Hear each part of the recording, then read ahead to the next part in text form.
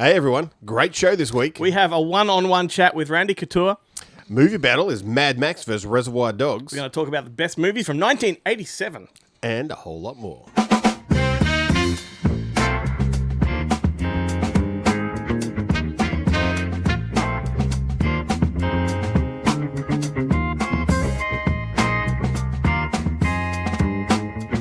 Hello! Welcome to another episode of Good Movie Monday, your home of the nerdiest cinematic ramblings. I am your host, Benjamin T. Helwig, and sitting next to me is Glenn. I don't know what your middle name is. Craig? Craig. No, that's what everyone thinks my first name is. Cochran. What is your middle name? What is just the initial? A. Yeah. Glenn A. Cochran. Like Glenn A. Baker. Yeah, except a Cochran. Except a Cochran.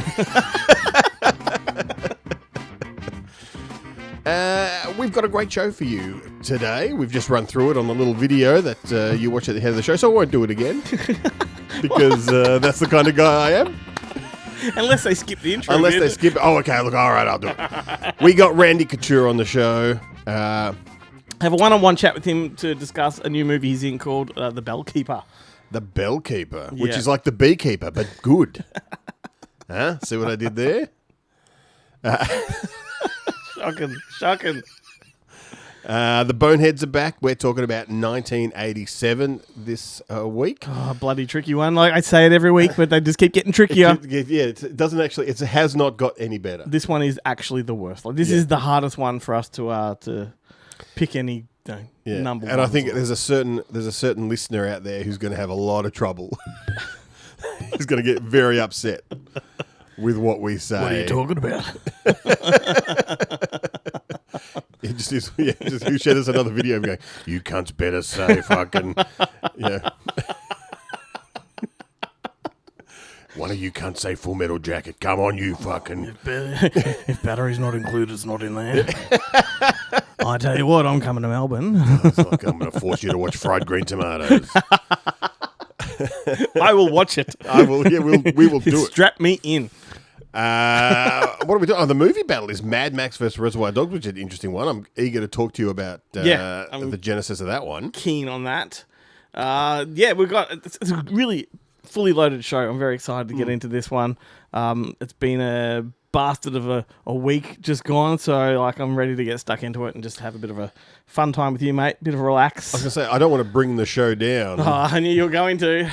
But some bad things did happen. It's been a doozy. In the week leading up. Once upon a time, this show cursed people, and we have not spoken of any of these. Any of these people. No. Unfortunately, the great Val Kilmer passed away. And we'll talk about him a bit later in the came as no shock, but definitely sad. Yeah, like a real hit. Sucker punch that one. Also, Australian great Richard Norton, ex bodyguard come action star, partner to Cynthia Rothrock in a lot of films. He was married to Judy Green. In real life, who was like one of the Albie Mangles girls. Yeah, amazing. Of course, because what do you do if you're fucking Richard Norton? I'm gonna cuckold Albie Mangles. Amazing. Went on his own world safari. Yeah. Do you know he's actually in like American Ninja and Jim Carter, just in like bit roles. But he's behind so many movies that you just have like big movies that you have no idea he's doing stunt work in. Yeah. Yeah. Real sad. And also. Richard Chamberlain. Yeah, Richard Chamberlain, the Thornbirds. He made that in Australia. He made the Thornbirds overseas, but Thornbirds, the missing years was in Australia. Yeah. And of course, Bells was a great one that he was in. Murder by Phone. Mm-hmm. And Casanova and Shogun, which is the big. And I actually sat down this week in memory and rewatched Alan Quatermain. I was about to say, we can't ignore the Alan Quatermain movies. No, Alan Quatermain and the King Solomon's Mines, which I have not seen. I used to watch both of these as a kid religiously, and then for whatever reason just stopped. Yeah. You know what? And I reckon the last time I watched it was about a year ago, and it would have been about 20 years since I'd last seen it. Yeah. And I was really taken back by just how hokey and like they're like a serial. They are like, totally. And very, very, very heavy on the comedy. Yeah, given that they were like, trying to cash in on Indiana Jones, like they were quite different indeed, And it does settle down, but the very first scene where you kind of meet Richard Chamberlain and Sharon Stone, he possibly gives one of the worst line readings of all time. Like he's really bad when you're like, oh, it's just too theatrical. Yeah. He's like when he's walking through the jungle, he settles down and it's great. Yeah. But that first bit, I was like, oh, Richard. There was supposed to be time for another take. Supposed to be a third movie in that series. It was going to be a trilogy, and it just never got made. Yeah, for right. whatever reason. Well, Patrick Swayze went on to make a King Solomon's Mines. King Solomon's Mines. Maybe it was that time when Canon was sort of folding, like they were starting to close down. They might just not have got it out the gates. Although if you listen to Cassandra Peterson / Elvira about how much everybody hated Sharon Stone, yeah. It's quite possible that maybe she was the reason. Yeah, maybe. It was in her contract that she had to do 3, that we'd rather just not make one. That's right. But you're missing someone else that passed away this week. Who the else legendary Bruce Glover. Oh. Yes, father of Crispin. Professional weirdo. Like, I just love this guy. He was fantastic. Obviously, he's in Warlock 2, which is my favourite of his performances because it's so just weird and doesn't quite fit the movie, but it's wonderful anyway. But, so many other things, a lot of exploitation movies back in the He's got a bit part in my favourite Charles Bronson movie, Street Fighter. Ah, yeah. He's like one of the gangsters that James Coburn owes money to. Oh, is he in a suit in that? He's in a suit, Yeah, I know that. Yep. Yeah. For sure. So, big week of losses. Big week of losses. Oh, but, my goodness. To mourn that, we went to the cinemas quite a bit this week. We saw some crackers. Well, we saw one cracker. Yeah, one cracker and one... Well, look, I think... One fizzer. I liked it a lot more than you did. Uh-huh. Yeah. Let's talk about the good one first. All right. So... Novocaine, yep. Starring Jack Quaid. Which weirdly, like in Australia, they've branded Novocaine No Pain, right? On the poster, that's the title. And in all the press releases, that's the title they've gone with. In America, it's just called Novocaine. And when the movie plays, the title is Novocaine on the screen. Yeah, I'm sure it's a turbulence, fear is in the air. Yeah. Edge of tomorrow, live, die, repeat type scenario where... Yeah, it's the tagline, but the designer has gone, oh, I'm sure I can make it just the same size as the title, and that's not going to confuse anyone. And the answer is, yes, it will. Yeah, 100%. And it has. You've screwed up there, buddy. I love this movie. I thought it was great.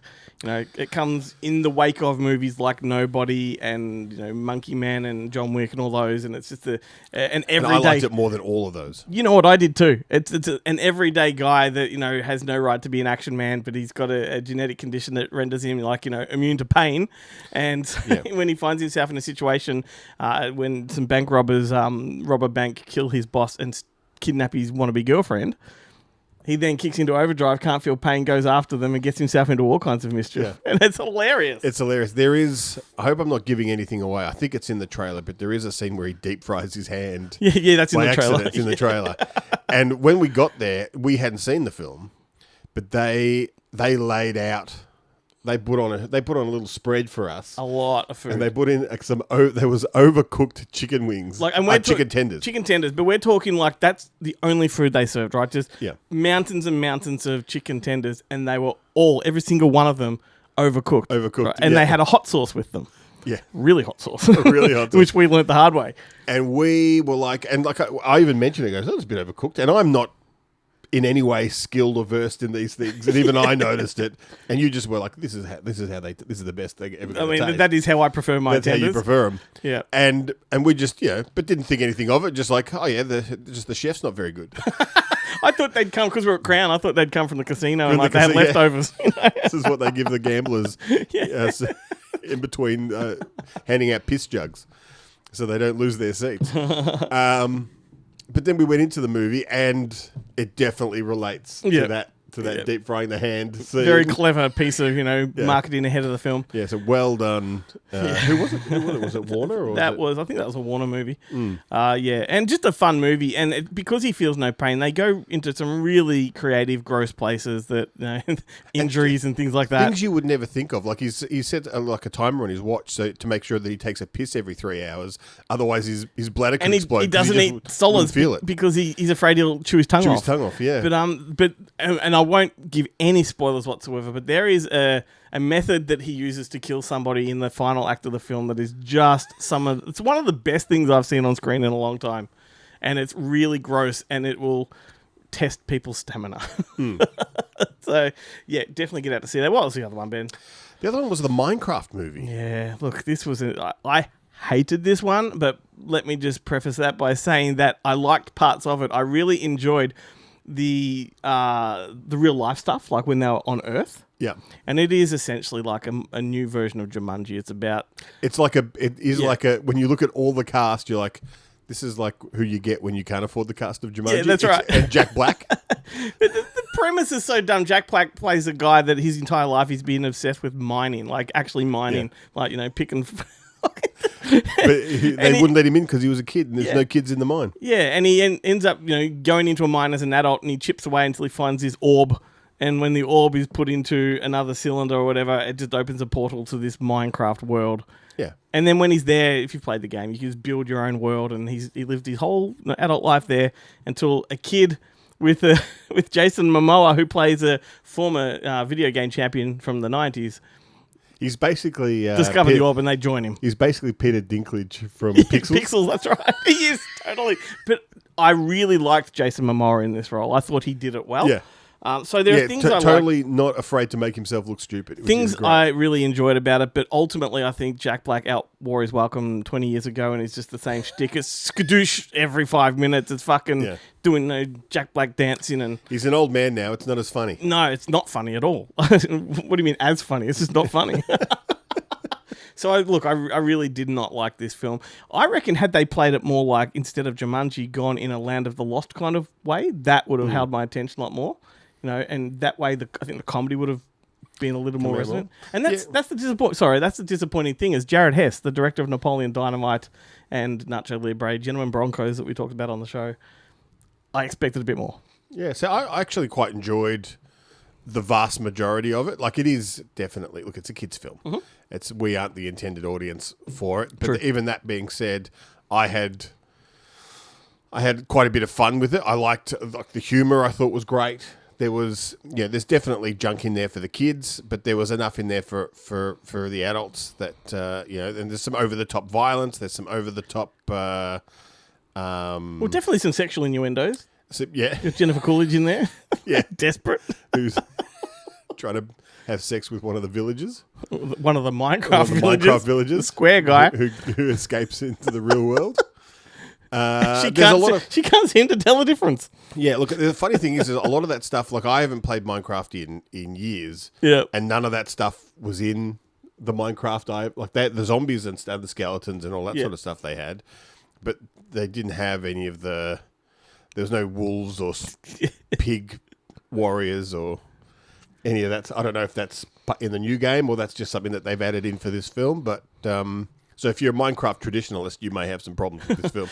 I really don't think you need to know Minecraft to actually understand what they're doing, though. Yeah. No, not at all. I'm just saying that there was a lot of stuff that I hadn't seen in the game. But I did then, after watching the movie, I did jump onto the Mojang website and have a look at, because it used to be free. Yeah, yeah.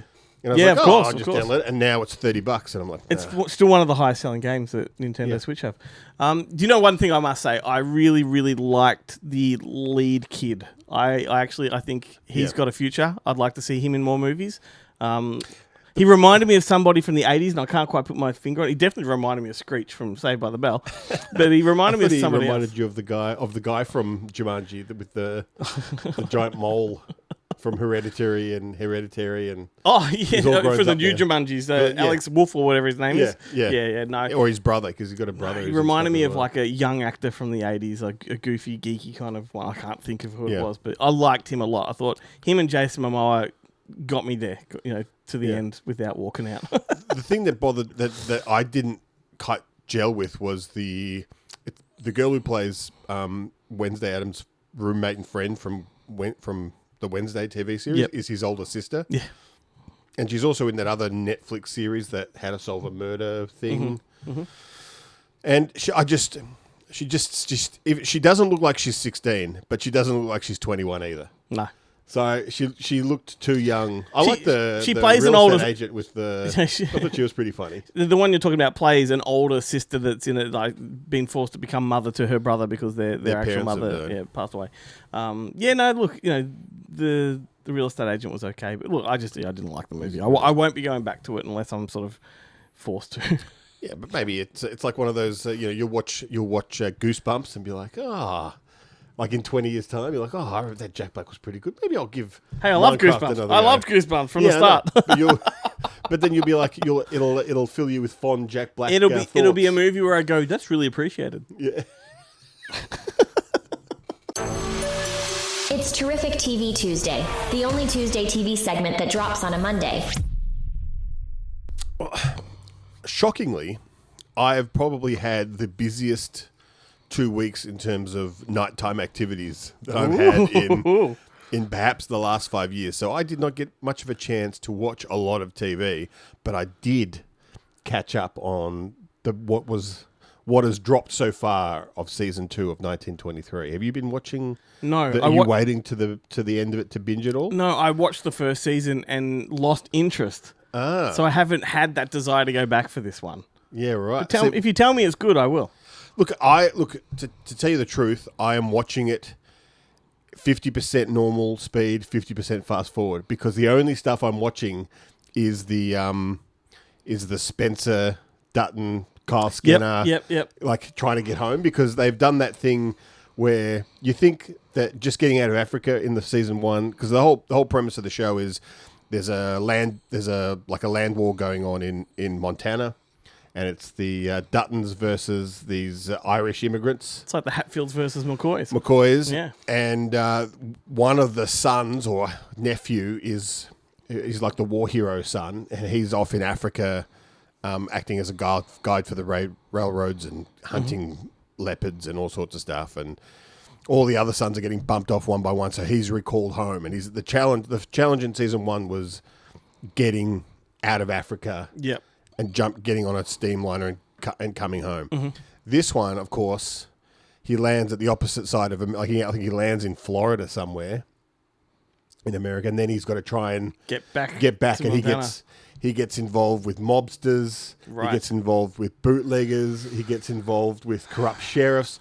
All these, and he's separated from his wife. She comes over as well separately. Yeah, and she gets to New York. She gets robbed, so she has to work her way back on a train as a almost sounds like as a maid. It is like there's a lot of stuff going on. There's all of the stuff that's going on in Montana with Helen Mirren and Han Solo. I've just been fast forwarding through, and I'm just watching the other stuff, but it has been well worth it. I'm not sold yet, because that was my problem with the first season. Was there's too many subplots and side stories, and there's a lot. Even like the Indigenous school with the nuns and all that kind of stuff. Like all individually within themselves, good things, but too much for me in that show. Yeah, well, that has a bit of a conclusion that scene with the Indian girl. Yeah, the priest basically she takes off at the end of that first season, and the priest, just because he can't let shit go, hires like a bounty hunter, and they just traipse after her across the entirety of the American West, trying to catch her. Bloody hell. Or because she wouldn't take any shit from Elizabeth Bennet. Okay. From Pride and Prejudice. Okay, that's right. I forgot about that. Man, that's all I ever think of when I see her is Pride and Prejudice. Pride and Prejudice, yeah.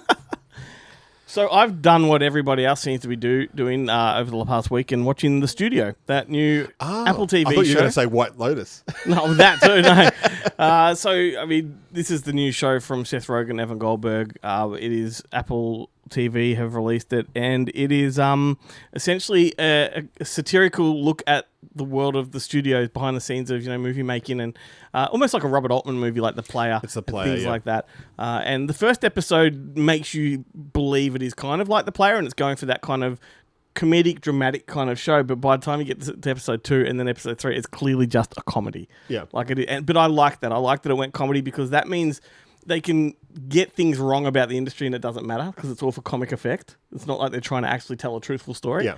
And I find it hilarious. Like, I think when Seth Rogen is really good, he's excellent. And then he can be on the other side of that spectrum, just really lame. His laugh sometimes affects me like James Gandolfini's breathing.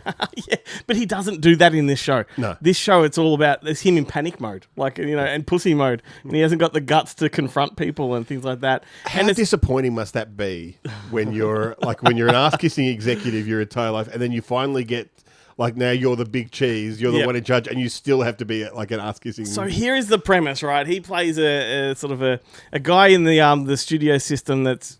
It's a made-up studio. He's been given the role of... What's his title? I don't even know his title. The head of the studio, essentially. Yeah. Head of...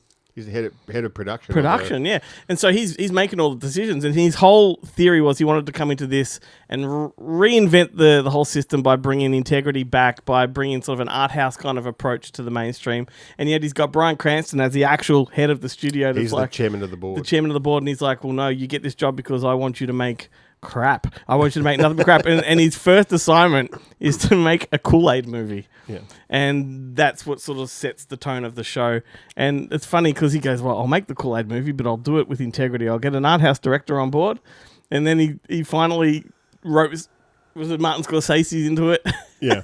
Who wants to make a Jim Jones show? He connects the dots, Jim Jones, Kool-Aid, and from there it's just hilarity. But that's what I said to you. That's how I felt Minecraft was. Like the studio says, let's make a movie out of Minecraft, but we'll get like a really respectable artistic director behind it. Jared Hess. Yeah. And like, I feel like it's straight out of the studio. There is a. I'm going to draw a pretty long bow because the studio, it's another behind the scenes thing like The Offer, and that Brandon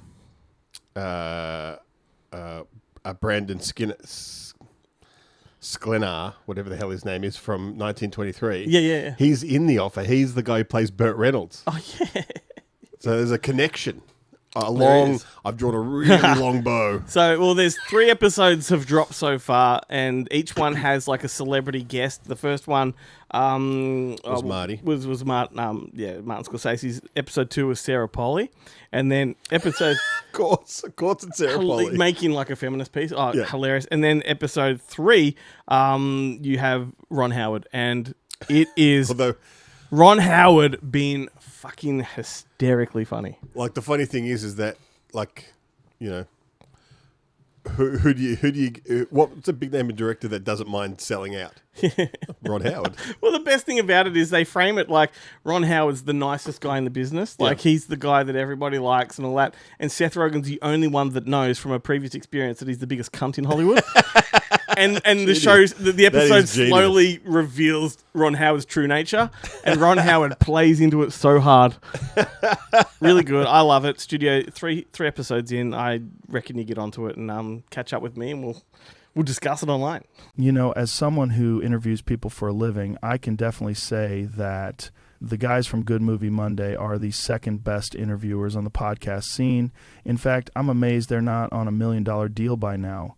Case in point, here's their latest. Listen and see for yourself. Hey, Glenn, did you know that if you go to goodmoviemonday.com, you can see all past Good Movie Monday episodes? I did not. Yes, I did. I put them there. They also has links to all our social media platforms, and we are on all of them. Amazing. That is a call to action, everybody. Go and have a look at it. So, like, subscribe, follow, comment. We'd love to hear from 100%. you. If you're a sponsor...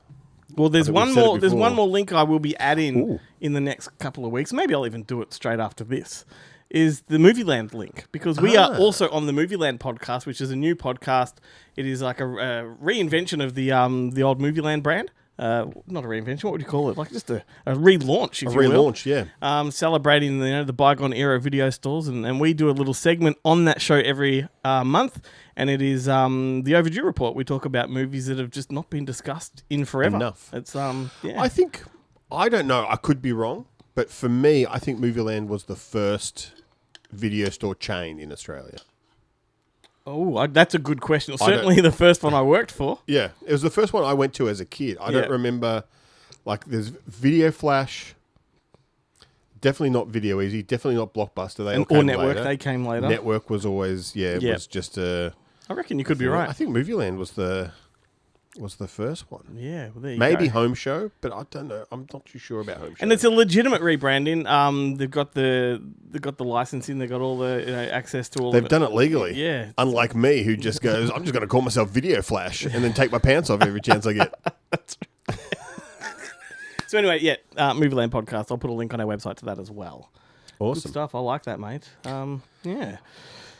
We up to my part? Yeah. Okay, your turn. cool. You want to talk about? Yes. Do you want to? Let's get Randy. Let's get Randy. Let's get Randy, Glenn. I already got Randy. And we're of an age where you can only get Randy once a night. Yes, Randy Couture. You've seen him in like the Expendables and all these big action movies, and obviously an MMA fighter. Is that what it? MMA, yeah. MMA. You can tell I'm into that. MA. It's rated MA. He's got an MBA. Yeah, that's right. In MMA. Yes. But look. Turns out he's one of the nicest guys I've ever spoken to for the show. So real gentle, kind of guy. You're going to see that in a moment. His new movie is The Bell Keeper, which is it's a horror fantasy kind of movie. If you think of Evil Dead meets Friday the 13th meets Buffy the Vampire Slayer. Ooh. And that's what you get. Is it vampires? Is it vampires? It's more demons, kind Demons. of. There's a curse. And look, I'm not going to... If you go to our socials, the interview will be on Thursday with Randy, and there'll be a trailer at the end of that, so you can actually see what it's about. I don't want to give too much because it's one of those ones that does have a real twist halfway through. So it's better going. And I'm afraid that I might accidentally trip up and like tell you who Randy is. Oh, in the movie. Yeah. But it was written by a guy called Joe Davidson, which I only discovered when I was watching it, and I've been friends with him on Facebook for years. He wrote that movie 100 Tears, which was the original Terrifier. You know, the killer clown with, the mallet and... You know, he suffers from ordinary name-itis. That's why you realise it, because he's just like... Joe Davidson. It's like you might as well just be called John Doe, buddy. Yeah, that's right. Put a letter in there. Yes. Just put your middle initial in there, just to give somebody something to hold on to. And yet, when you say Matt Smith, you only think of one person. There's probably a million of them in the world. It's only because he's so hateable. Well, Randy's not. Let's have a chat with him, and we'll see you afterwards.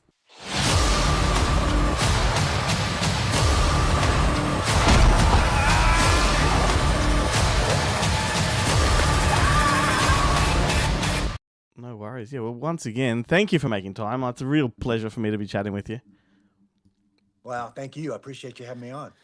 I was watching The Bell Keeper, and what really struck me about this, and I was very happy about, is that it throws back to so many fun classic horror movies. There's stuff like the Blair Witch in there. There's a bit of Evil Dead. There's some Buffy. Yep.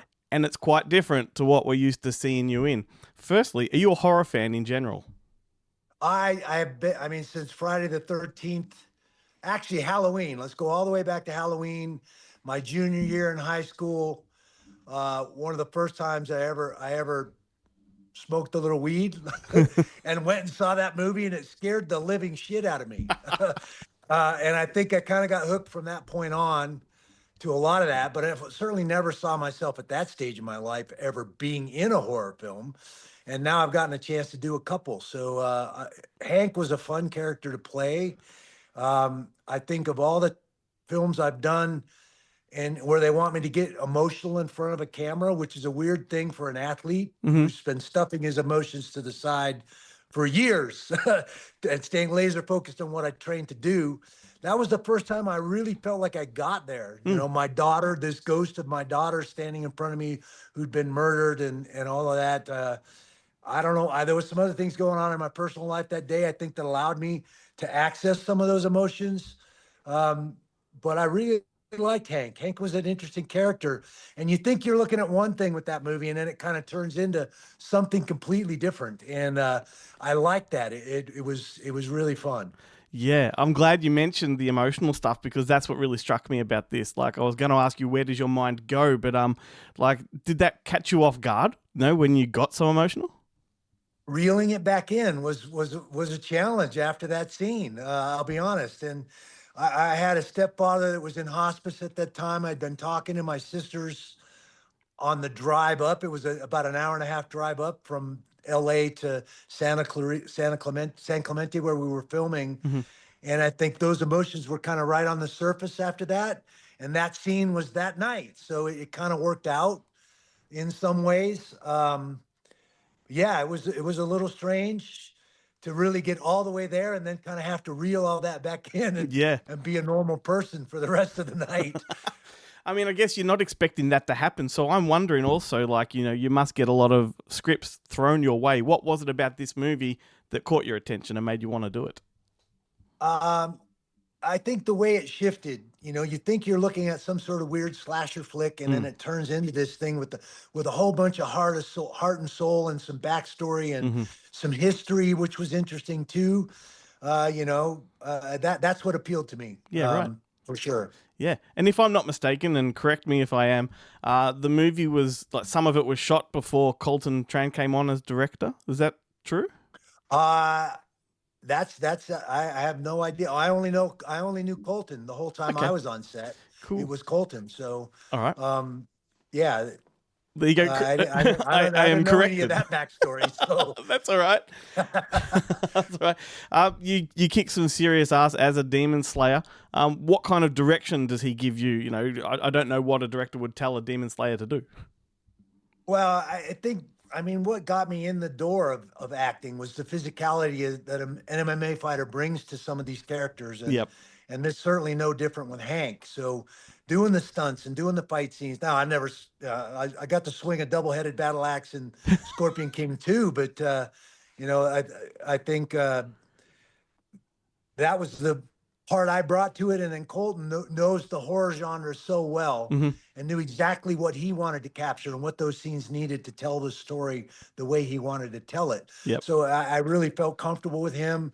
I could relax, do the stunts the way the coordinator wanted me to do them and tell the story the way Colton wanted to tell it. I think that's why it worked. Yep, for sure. The action itself, like you're going up against different kinds of characters to what we normally see you in things like, Expendables and all that. Like, was there a different kind of, discipline? Did you have to hold back a little bit when you're dealing with people that are not as, physically built as you?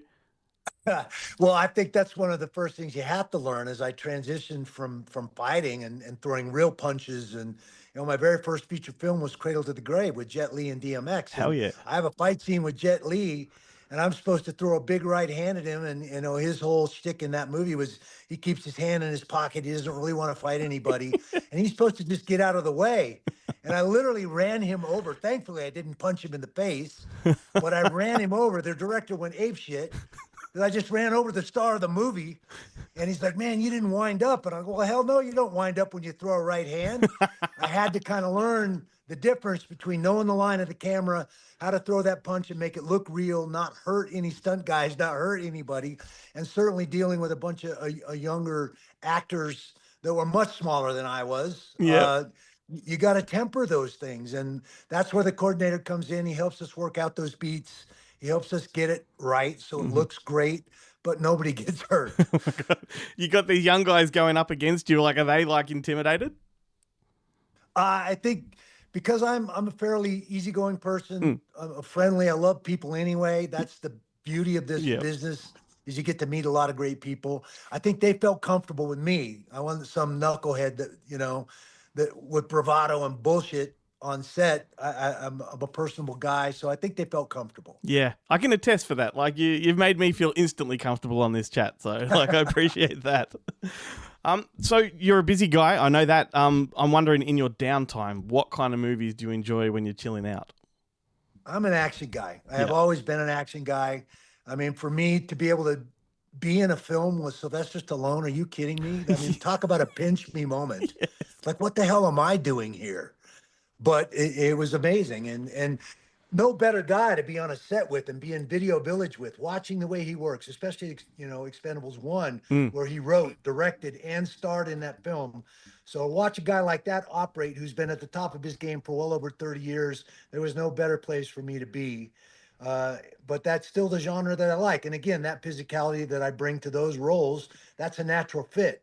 But as a guy that wants to be challenged, that wants to step outside of that box, playing a role like Hank, where there is some emotion and there is some feeling and all those other things that go into playing a character and finding a way to relate to this character and tell the truth. At the end of the day, you're trying to find a way to tell the truth. Yeah, for sure. I'm really glad that you said action is your favorite genre, because you're in one of my all-time favorite films, and that would be Red Belt. It's an absolute banger. I fucking love it. I'm wondering, what's your favorite fight movie? Oh my gosh, I've been sitting at the ranch here for a couple weeks, just getting some downtime before my schedule kicks off. I just rewatched Extraction 1 and 2. Yeah. I just rewatched Sicario 1 and 2. Oh my God. Yes. You know, I mean, and again, as a former soldier, somebody who wore that uniform, took that oath, to see these kind of tier 1 operators in these situations come to life and tell those stories, and the tactical and technical aspects of those films were astonishing. They were fantastic. So that's definitely the kind of stuff I get into. You know, all the Rambos. I mean, Rambo, the original Rambo was filmed in Hope, Washington, in my home state, which attracted me to that film early on. So, you know, that's absolutely the stuff I'm tuning in to see, for sure. Amazing. And they're doing a Sicario 3, so I can't wait for that. Yes, RJ Casey's become a good friend of mine. He's a tier 1 guy, and he's an advisor on those Extraction films. And Chris Hemsworth, man, did he put in some work to pull that off. And I just watched Land of Bad with Liam Hemsworth, who I got to work with on Expendables 3, and who's a great guy and did a stellar job in that movie. That was another one that was like, holy hell, these guys were on point. Yeah. They're from my neck of the woods. You should come down here and make a movie sometime. I would love to. I love Australia. I've been in Australia a lot. Spent a month there during the Olympics. You know, made some great friends. Larry Papadopoulos, John Donahue, you know, Melbourne, Perth, Brisbane, the Gold Coast. I've been all over Australia. I don't think I've met an Australian I don't like, to tell you the truth. You've probably seen more of Australia than most Aussies. That's fun. Awesome. Well, cool, man. Well, thank you for the chat. Like, I really do appreciate it. I hope we get to see some more horror from you, because like I really got a kick out of it. Well, I had a blast doing Manson Brothers Midnight Zombie Massacre with Mike Carey and the guys. That was a bit tongue in cheek, but still a blast and a lot of fun. Gosh, I've done another recently. I'm trying to think of what it was, but it's not coming to my mind right now. One of us got punched in the head for a living. Awesome. All right. Well, I'll let you get on with your day. I do appreciate everything, mate. Thank you so much. Hey, man. Thanks for having me on. I appreciate you. 1987. The first sketches of The Simpsons appear on The Tracy Ullman Show. The animated shorts featured early designs of everyone's favorite characters, including Bart and Homer Simpson. Fans should go and check them out. They look retarded. Fuck me dead, this is a hard year. 1987. Whew. Jesus Christ, I was 8 years old. I would have been right in the thick of all of this shit. And loving every second of it. We, my friend, we are the same age. Don't forget it. No, I'm your dad. Hey, just the good news for the viewers and the listeners. I've finished my drink. No more clinking of the fucking straw.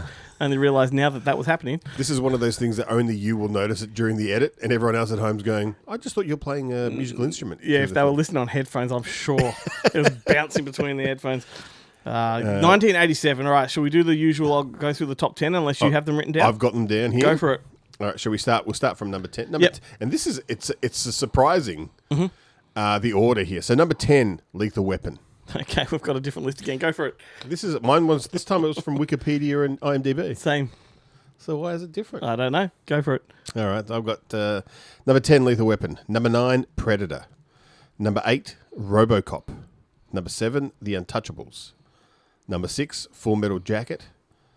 Number 5, Platoon. Number 4, Good Morning Vietnam. Number 3, Beverly Hills Cop 2. Number 2, Fatal Attraction. And number 1, 3 Men and a Baby. Yep, there we go. Okay. What did you start with? Number 10? Yeah, Lethal Weapon, yeah. Okay. What did you have? It's on Wiki there. Witches of Eastwick, number 10. Stakeout. Yeah. Half of these movies weren't in mine. What's going on? What is going on? This is schmozzles. All right, we're going to have to cross our... we're going to have to share notes before every future episode. How can I trust us, mate? How can I trust us? Yeah, this is I'm going to get to the bottom of this. So if you're only catching us for the first time, we've been reading through the top 10s every week for the year in question. And Ben and I have been sourcing the top 10 from different places, which is very interesting. I've been going from Wikipedia. Where did you get yours last time? I got the one before I got from Box Office Mojo. Yes, and what we discovered was the ones that Ben had chosen were correct, but they're both correct. But Ben's was a carryover from the year other one, before. but this one isn't. But this was Yeah, this was done by whatever Google's AI is. Like I typed it into Google, and it came up and said this is taken from Wikipedia and IMDb. So strange. So the list I've got in front of me has the grosses, like the box office grosses. So I'm guessing that's how Wikipedia sort of. I don't know, but anyway, there's still 1987 movies. It makes no difference to the conversation. No. I'm just curious. I'm just. I'm trying to. Of course, now it's not coming up on this computer to bring up the list because I don't know if it did include the grosses. Well, I mean, the other thing too is there are literally hundreds of movies from this year, which there's too many for us to possibly go through. But we can go through some. Yeah. Yeah. Do you want me to do maybe the first few? Yeah. Do a couple. All right. So I've got Return to Horror High, The Stepfather, Alan Quatermain, and The Lost City of Gold, Outrageous Fortune, and Radio Days. Wow. So I've got Running Man, Angel Heart, Overboard, Over the Top, Near Dark, The Lost Boys, and Wolf of Wall Street. Sorry, not Wolf of Wall Street, just Wall Street. Just Wall Street. Mannequin, Nightmare on Elm Street 3, Some Kind of Wonderful, Evil Dead 2, Angel Heart, Tin Man. Yeah, I was going to say, it was a big year for teen movies. Yeah, huge. Adventures in Babysitting, Some Kind of Wonderful, Summer School, Yep. Whitewater Summer, Uh-huh. Can't Buy Me Love, and 3 O'Clock High all came out this year. The Gate, Yeah, Harry and the Hendersons, Predator, Benji the Hunted, Roxanne Dragnet, Spaceballs, and Ernest Goes to Camp. Thank you very much. So Jim Wynorski released 2 films in far 1987, out. Deathstalker 2 and Big Bad Mama 2. La Bamba, Superman 4. You know what? I'm surprised it didn't come up in either of our top 10 lists. Dirty Dancing came out in 1987. Yeah, I know. And it didn't make the top 10. Yeah, what the fuck is with that? Jerry 2000, Hard Ticket to Hawaii. This is 1987. Teen Wolf 2. Teen Wolf 2, Strip to Kill and Killer Workout. Leonard Part 6, Empire of the Sun, Broadcast News, Like Father, Like Son, Hot Shots, The Principal, Hellraiser. The Principal and Hellraiser, yeah. My Demon Lover. Return to Salem's Lot. Gore, Hamburger Hill. Did you say The Hidden? No Way Out with Kevin Costner, one of his best. Matewan, House 2, The Curse, River's Edge. This is incredible. Revenge of the Nerds 2, did you say that? No, I didn't. What a year. Yeah. What a year. That'll do. Oh, Princess Bride. Let's throw that in And there. So what did you... This is a tough one. I haven't even done the Aussie ones. Yeah. Well, we'll just forget Dark them this Age. week. Stuff like that. Yeah, Jesus. Dark Age is in there. Dave the Panther, Dogs in Space, Ground Zero, High Tide, Howling 3. I had Dogs of Space for 86. That's interesting. Les Patterson Saves the World, Light Horseman, Time Guardian, and The Year My Voice Broke. Oh, Time Guardian. The year Carrie Fisher came to Australia. Yep. I'll be honest with you, I didn't even select anything that was my favourite simply because there's too many to choose too from. many. But I will say, clearly the one that holds a place in my heart would be Ernest Goes to Camp. Yeah. Just because I talk about it more than any of the others on the show. So I'm going to nominate that. So I've gone with, and I did listen to, I know what the Boneheads have chosen, and I stayed away from those films, though they are, as you will see, outrageously good choices. They're as perplexed as we are. As we are. Yeah. But I went with Evil Dead 2. Of course. Because why wouldn't you go with Evil Dead 2? I mean, so good it has its own scene in High Fidelity as Yeah. to why it's so good. So good. Every time I talk to somebody about that movie and they don't quite get horror or don't understand why it's so good, I refer them to that scene. And I want to say, look, it was like like I said, it was a big year for Jim Wynorski because he released 2 films. You know who else released 2 films in 1987 that are both fucking bangers? Arnie, Predator, and The Running Man. As a kid, I would have said Running Man is the better. As an adult, Predator is clearly the better film, but not by much. And like I could watch one, then the other, then and just loop it. Yeah. I could just watch those over a 24-hour period.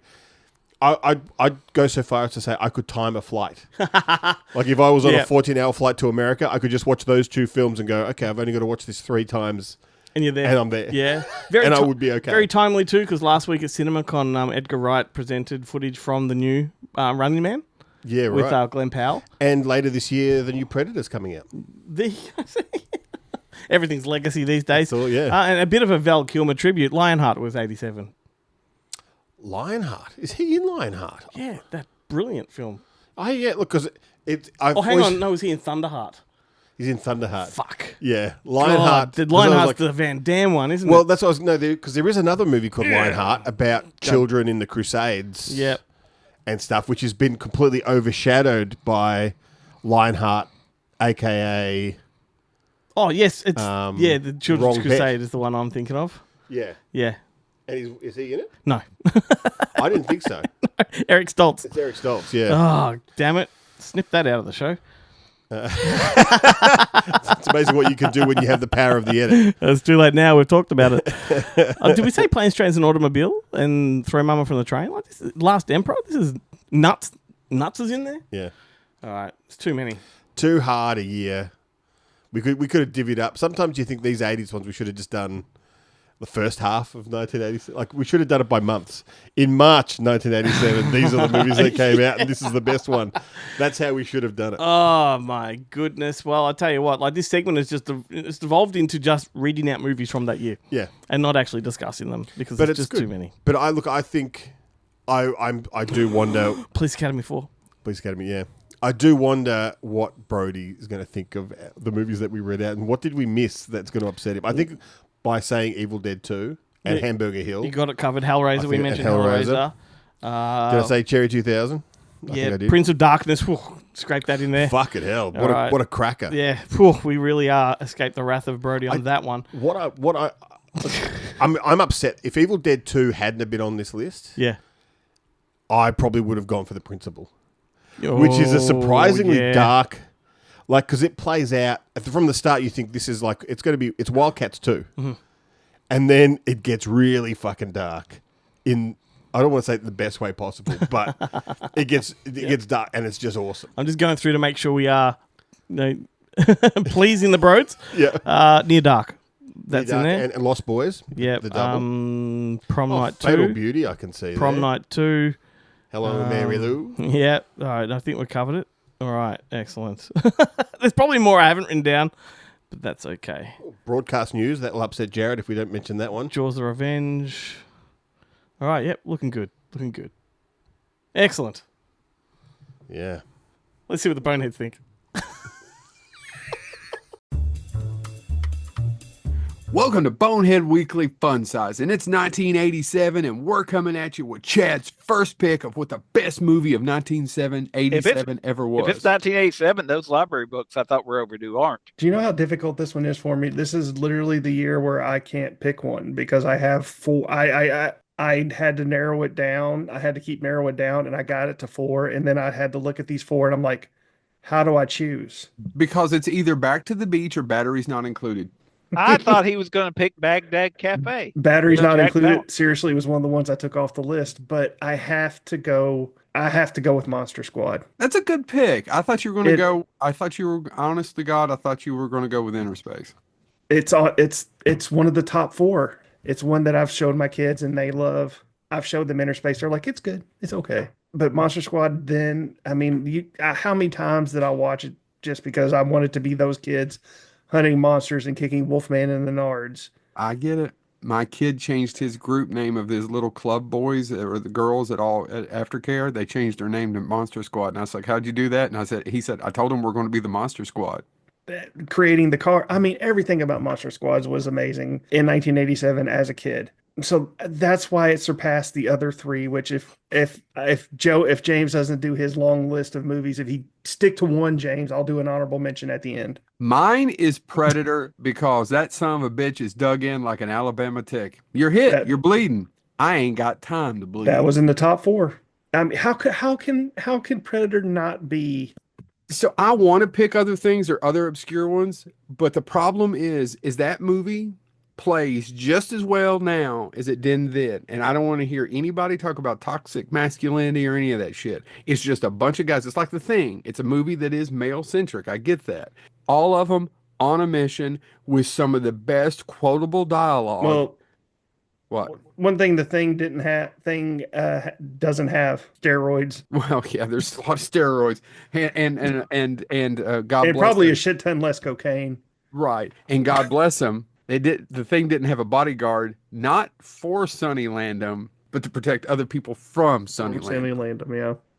Think about that for a second. And everybody is trying to outdo each other in the jungle Carl Weathers, all of them have talked about them lifting weights. You've all heard this about, Yeah. no, that son of a bitch isn't getting on me. And then Carl Weathers talks about that's the movie he got him addicted to cigars. It was all Arnold's fault. Yeah. That looks pretty good.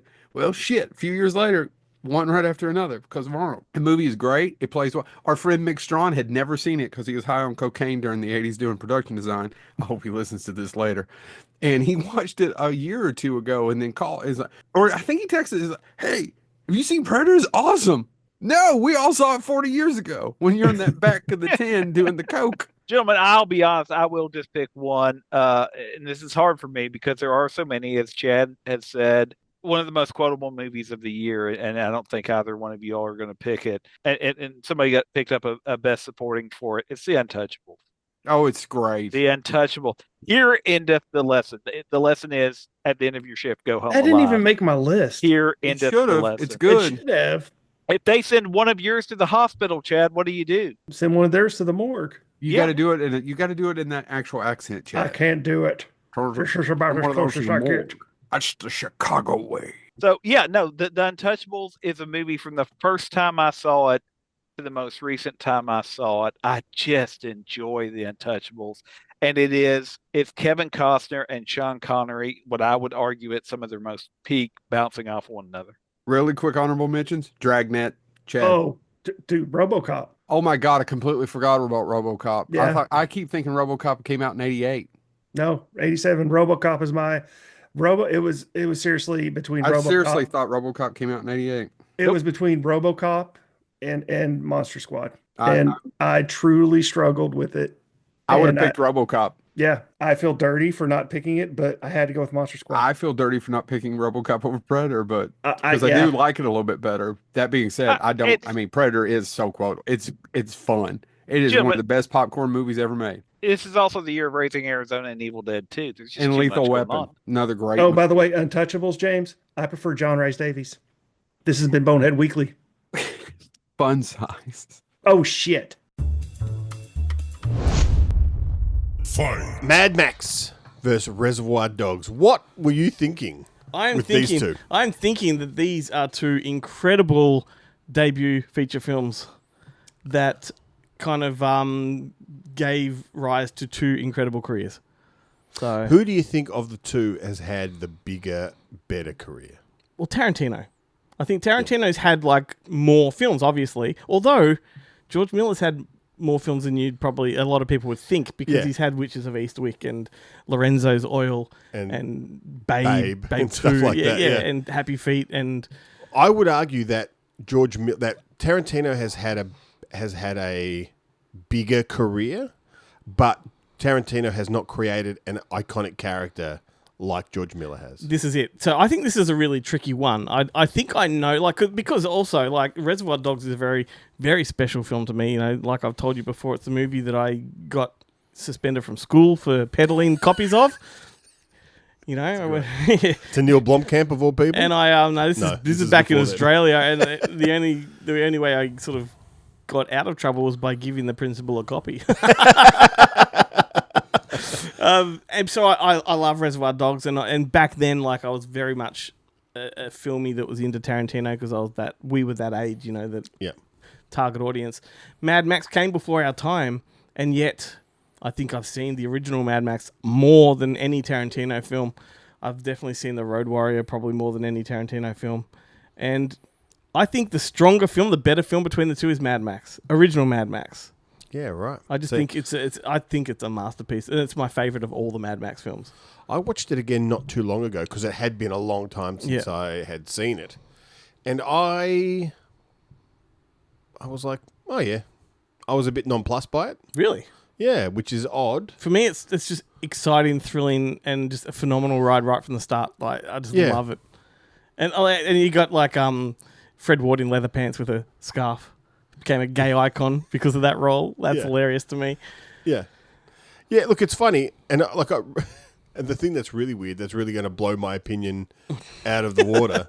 But I did watch, I spent, because I worked on it, I spent a couple of weeks watching Chris Fitchett's Desolation Angels. Mm-hmm. And I actually kind of like that more than I liked Mad Max on the rewatch. Yep. I don't know how this conversation would differ had it been Road Warrior. Yeah, But Road Warrior is a completely different kind of film. I would have put Road Warrior up against Pulp Fiction. Pulp Fiction. Yeah. But yeah, see, for me, that's interesting. So for me, I would take Reservoir Dogs, and you'd take Mad Max. So there we go. So then we've had a bit of a battle, but there's no definitive winner though. No, there's no. It's who wins in the battle of personal opinions. What do you think? Let us know. Drop a comment under the banner of our Facebook page where it says movie battles on. That'd be awesome to have that conversation. Cool. It's time to talk rapid fire recommendations, and I think this week, in honor of Val Kilmer, we've both chosen Kilmer movies.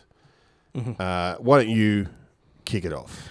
Well, let's look at some career highlights before we talk about that. Sure. I've written down some movies that I think should be the top of the list when you think about great Val Kilmer performances. Clearly, you've got The Doors. That's probably the one that was most personal to him, one that he went almost method on. I think that's great. Watched it about 2 months ago and just forgot how great it was. Willow, he's good in Willow. That's iconic. Thunderheart. Not Lionheart, Thunderheart. Spartan, which is what the David Mamet one. Mm-hmm. Tombstone, played Doc Holliday. I think that's maybe his most iconic one. Like, that's one a lot of people remember. Yeah, which is weird because he's sickly engrossed in the whole thing. Yeah, he is. And he's briefly in True Romance, but that's, I think, a pivotal kind of movie in that part of his career. Yeah. The Ghost in the Darkness, Kiss Kiss Bang Bang. So, clearly... I was going to say, for me, it would be, Kiss Kiss Bang Bang, Top Secret. Yep. And, was it Kill Me Twice? Is that what it's called? No, I don't know that one. The one he did with his wife, Joan Wally. Yeah. Kill Me Again. Kill Me, yep.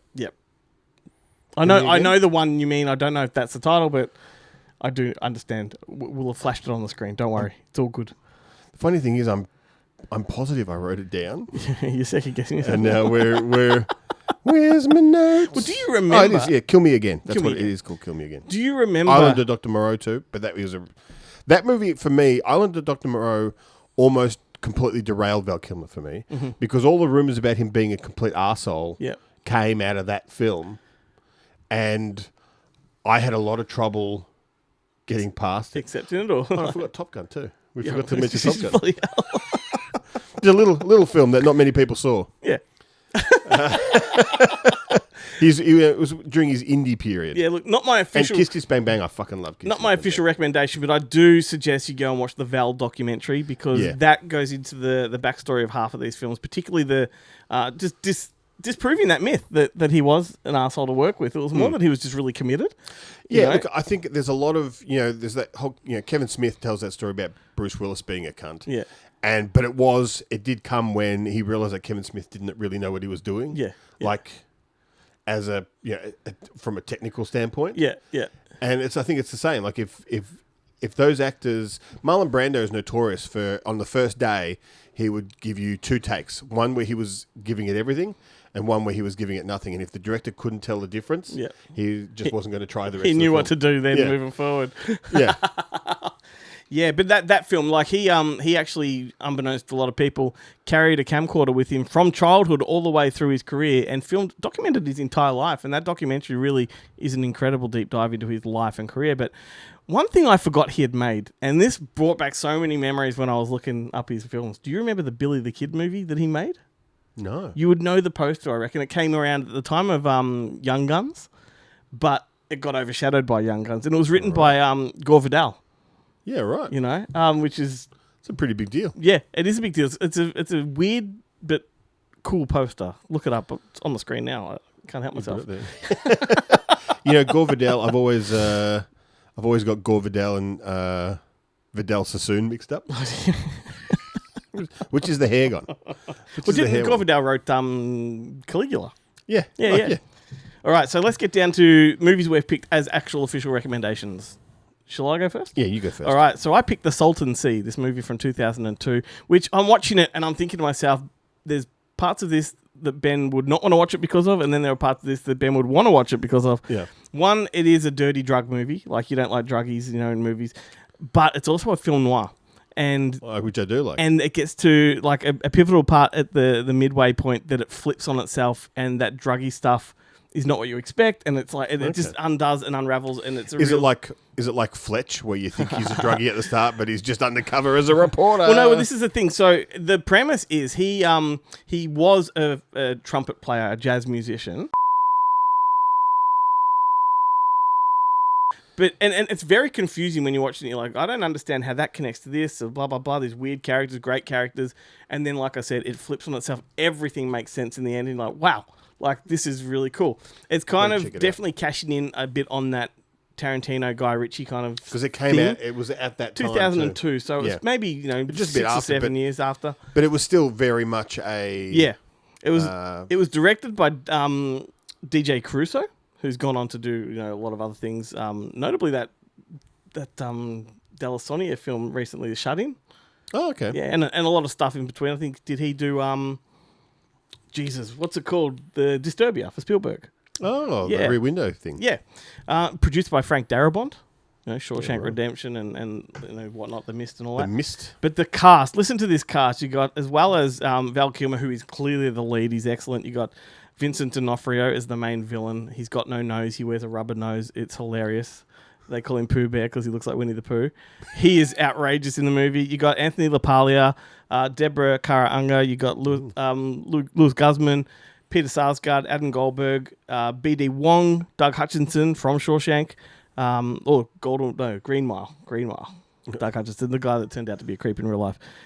He's not a creep. He just married a very, very young woman. Daddy Trejo. Ali Ermey in a surprisingly serious dramatic role where he's not shouting at people, which is really weird. Glenn Plummer, he's Meatloaf. Also apparently a bit of a amazing cast.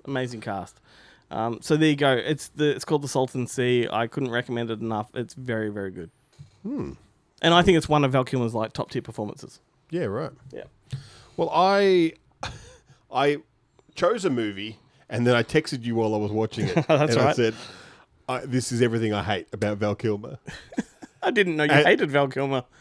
Well, there's a certain aspect to Val Kilmer that I did like, and funnily enough, a lot of it comes out in The Doors. Like, I just don't like it. I don't like it when he plays as good looking as he is. I just like those kind of movies where, he just has it too easy. That son of a bitch. It's pure jealousy. It's not based on any kind of talent issue. He's playing a guy that had that problem. Yeah. Yeah. Anyway, what did you watch? But I watched The Saint. Yeah. I've always been a big fan of I read the Leslie Charteris novels. I liked it when George Sanders played the Saint. I liked it when Roger Moore played the Saint on TV. And so when they did this big budget remake or reboot, I at the time I was like, this is going to be absolute shit. And I did not watch it. It's directed by Australia's Philip Noyce. Yeah. Do you think this was going to be another case of I've lost my train of thought. I thought it was going to be like the Avengers or Mod Squad or that's any right. of those kind of The other movies. week we were talking about those, yeah. And when I texted you, that's what it was. Because it's Val Kilmer's version of Master of Disguise. Like he's putting on he's got the funny noses and he's wearing the fake beards. Yep. And when he seduces, because the whole premise of the Saint is that, and this version of the Saint is very different. They've retconned it to the books and the thing. But he's basically a thief who just works for the highest bidder, stealing whatever they want, and he does so by infiltrating places, seducing people. All of that kind of anything that you would expect from a master thief. And he steals a microchip from this guy's name. I apologize in advance, but his name's Rader Serbijan. Okay. He's like the bad guy in I think Taken 3. He's I think Boris the Blade in Snatch. Spell his name. I can't. I wrote it down phonetically. Just do the. You'll know him when you see him. Just do the same. Oh shit! That's He's hilarious. in a ton of movies. He always plays Russians. Yep. In things. Of course. He's on the screen now. See that guy. He's actually Serbian or Croatian. That's why I love the video version of this show. show. You can do that. Yeah. Cool. So he steals this microchip from him, and he's like He's basically a Putin type, ex-KGB Russian oligarch who's in a fight to become the next president of Russia. And so he's kind of, despite the fact that he wants to kill him, he's also so impressed that he was able to steal it that he Rade hires him to steal the secret to cold fusion, which would provide Russia with a never-ending power source, a completely clean, permanent, free power source. And of course, Elizabeth Shue, beautiful, beautiful Elizabeth Shue, is the doctor who's cracked the code, so to speak. And so he hires Val Kilmer, to the Saint, to seduce her and get the code. And of course, you know, her dream man is like a Fabio type. So Val Kilmer dresses up as it, and it's just so, I mean, look, it's frustrating because like he's so over the top in the part, but it's also frustrating because it works on Elizabeth Shue, which is very upsetting for me because Elizabeth Shue is my dream girl, and it's fuck you, Val. What an interesting time of his career, like when that came out. Yeah, look at that. He'd just done Batman Forever. He'd just done Heat, Ghost in the Darkness. Like, you know, he was at the top of his game. He was. But then he gets, like halfway through the movie, he gets over all of that shit. Okay. And that's what, you know, because you were like, well, then don't do it. And I was going to watch Thunderheart, which I did. Yeah. And talk about that. But I actually stuck with it. And the second half of the movie, once he stops being the master of disguise and is just Simon Templar trying to, you know, go on trying to outsmart the Russians and steal the thing and go on save the day. It's actually a really fun action movie. Do you reckon they make a good double feature with the first Mission Impossible? They kind of, in my mind, are cut from the same cloth. Yeah, but Mission Impossible is better. Okay. Like the beginning, all the fakery in Mission Impossible, like Tom Cruise is just better. Okay. Sorry, Val. Old mate from Top Gun. Not that given the same role. Didn't think about that. That's a good double feature because you got the Top Gun boys. You got the Top Gun boys, yeah. Not that I think if Val Kilmer had been the lead of Mission Impossible, I just think Mission Impossible it's a better written film, a better part. It's a lot, like, it's not as tongue in cheek. The Saint is really over the top, and tongue in cheek in that beginning part, and that's. But there's a scene when he pretends to, when he gets hired by the Russians, he pretends to be his own facilitator. Okay. And of course, but he's just basically, it's just Val Kilmer wearing a dress. And they know it. They know it's him. And he knows they know. But he's just enjoying the hell out of it. And they're laughing the whole time at it. And that is when it starts to get fun. Okay. So definitely worth a reevaluation if you didn't like it when you originally saw it, or a view with fresh eyes if you have never seen it. Yeah, it was just a bit of a blah movie for me, so I definitely will go back and watch it. Yeah. Yeah. Excelente, cool. I must say too, I just want to say I think he's a very underrated Batman.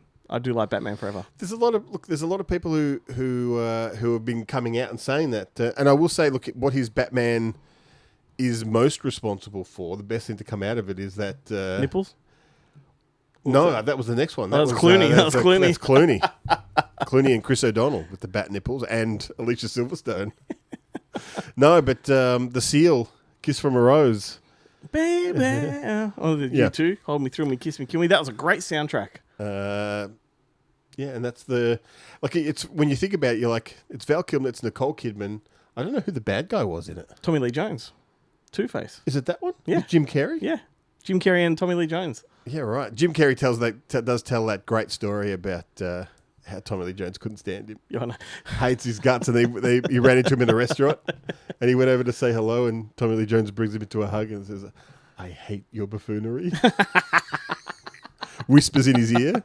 That's where I think Batman Returns kind of really did a disservice to the series by introducing two villains. Yeah. Because then they wanted to do it with every subsequent sequel. Anyway. Let's just cram in as many. I mean, they always do that kind of fan service stuff where they're like, let's just cram in as many nods as we can.